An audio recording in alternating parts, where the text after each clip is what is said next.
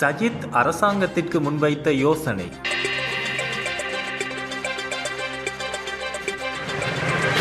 அனர்த்த முகாமைத்துவ துறைக்கென பிரத்யேகமாக அமைச்சரவை அந்தஸ்துள்ள அமைச்சொன்றை ஸ்தாபித்து அதனை வலுப்படுத்த வேண்டும் என எதிர்க்கட்சித் தலைவர் சஜித் பிரேமதாச அரசாங்கத்திற்கு யோசனை முன்வைத்துள்ளார்.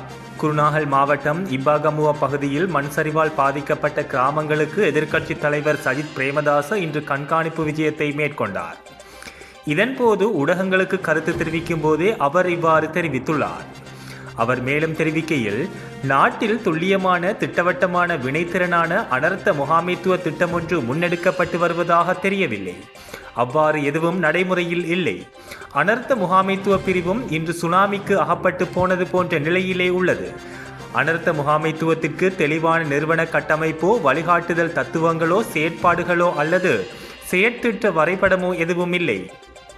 நாட்டில் NBRO மற்றும் GSMB நிறுவனங்களைப் போலவே சூழல் பாதுகாப்பு, கட்டடங்கள், மண் சரிவுகள், வெள்ளம், சூறாவளி போன்றவற்றுடன் தொடர்புடைய நிறுவனங்கள் முறைமையான திட்டமிடலுடன் ஒருங்கிணைந்த முறையில் செயல்பட வேண்டும்.